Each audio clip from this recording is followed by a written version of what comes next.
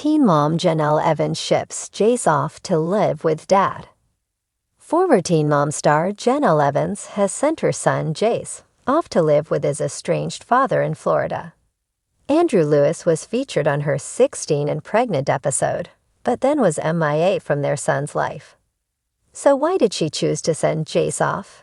Keep reading for more details. Jenelle Evans ships Jace off to live with dad. For most of Jace's life, he lived with his grandmother, Barbara. Jenelle Evans had turned custody over to her as she loved to party and was not equipped to be a mother. This all played out on Teen Mom, as did her various romances. She had another son with Nathan Griffith and a daughter with David Eason, who she ended up marrying. In early 2023, Jenelle regained custody of Jace, but he ran away 3 times in 2 months. He also alleged that David had assaulted him, and eventually Jenelle left her husband. She moved her kids to Las Vegas, but it was not a great situation. Her son, Kaiser, was sent to live with his grandma in Nashville, but that was short-lived. Jenelle then called the cops on Jace twice, but he disputed that he did anything wrong. He maintained that his mother was lying and sent out SOS messages. Now Jenelle has taken drastic action and sent him to live with his father, Andrew Lewis, in Florida. Allegedly, while Jenelle was planning her big divorce party, Jace ran away. That seems to have been the final straw, and a judge determined that Jace could go live with his father. They have been speaking over the last year, so it was not as if the Teen Mom alum sent her son to some random person. Andrew was also allegedly very worried when Jace went MIA, so his home was clearly the next choice since he rebelled against his mother and grandmother. Although he looked happy when he was staying with Barbara, Jace was still struggling. Jenelle Evans just opened up about meeting Andrew Lewis on social media and him being 6 years older than her. The former Teen Mom star noted that she would never be happy if her children did the same thing with a younger girl. As of now, this seems to be the best choice, but only temporary, per an insider. After this news broke, what did fans and followers have to say? They seemed happy that Jace was with anyone else but Jenelle. Anyone else but her. At the same time, some were concerned about Jace living with someone he barely knew. They did not know if this was the best decision, but time will tell. Hopefully, she will give an update sooner rather than later. The wind whipped through the North Carolina pines like whispers of past chaos. Words shouted, tears shed, threats exchanged. Jenelle Evans stood on her porch, arms folded, as her son Jace loaded the last of his belongings into a beat-up duffel bag. The air smelled of early spring and fresh drama. But this time, something was different.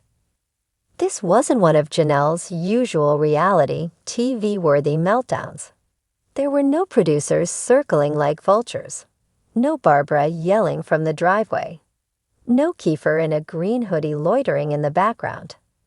No mugshots on the horizon, at least not yet. This was quiet, real, maybe even mature. Jace didn't say much. At 15, he'd grown used to the emotional roller coaster that was his mother's life. He had been bounced between households more times than a ping pong ball in a family court match. But today, he wasn't crying or throwing fits. He was calm. That was more unsettling to Jenelle than any temper tantrum. "So you sure this is what you want?" she asked, her voice cracking as she leaned on the porch railing. Jace gave her a glance. Not angry, not resentful, just tired. "Yeah, I think it's time." She swallowed. Time. That word stung. Where had the time gone? It felt like just yesterday she was clutching a newborn on MTV, mascara streaked, screaming into the void. She thought she had so much of it, time to fix things, time to be the mother she always claimed she could be. But life doesn't hit pause for second chances. It just keeps rolling. His dad, Andrew Lewis, waited in a car idling by the curb. Yes, that Andrew. Jace's mostly absent, New York-based biological father who once drifted in and out of Jenelle's life like a ghost in sagging jeans. He had barely been a footnote in the saga until now. But suddenly he had resurfaced, claiming he wanted a real relationship with his son. And Jace, disillusioned and desperate for stability, said yes. It wasn't a court-ordered thing. Not this time. This wasn't CPS stepping in, or a judge banging a gavel. This was Jace making a choice, a teenager taking the wheel of his own life, even if his hands were still shaking. Look, Jenelle said, stepping closer. I'm not saying I've been perfect. God knows I've messed up a lot. But I love you. You know that, right? I know, Jace said simply. He didn't roll his eyes. He didn't accuse. That might have been worse. It was the neutrality in his voice that cut her deepest, like he'd already emotionally packed up long before the bag was zipped. She tried again.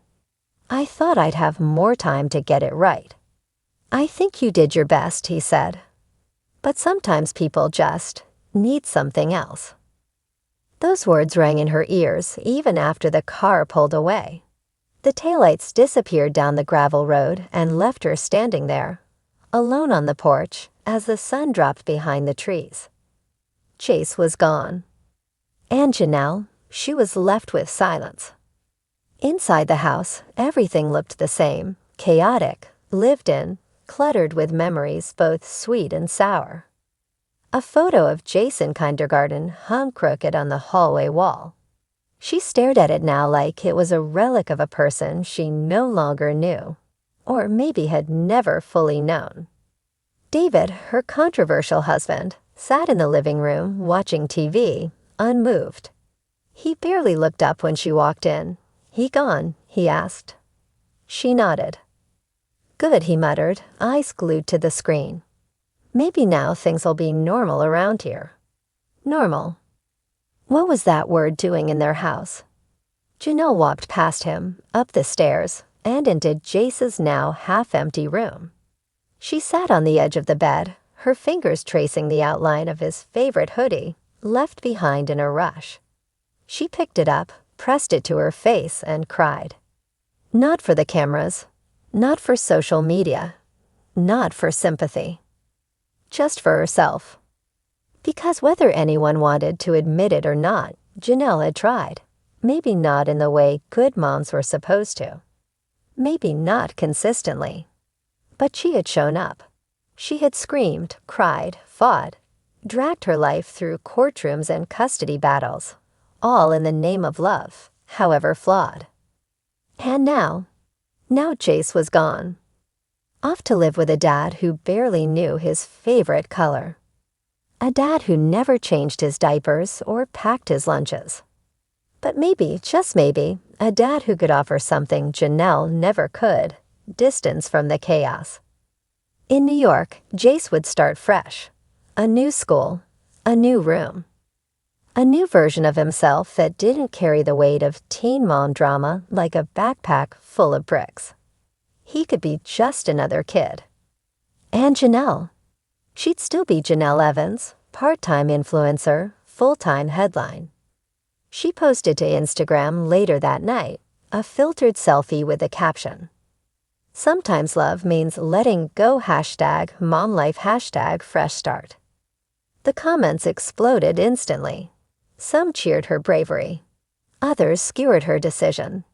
A few trolls reminded her of every mistake she'd ever made since 2010. But for once, Jenelle didn't clap back. She didn't go live. She didn't start a Twitter war. She just scrolled, sighed, and set the phone down. Because even Jenelle knew this wasn't about her anymore. It was about Jace finally having a chance to rewrite his story. And maybe, just maybe, that story didn't need a teen mom filter at all.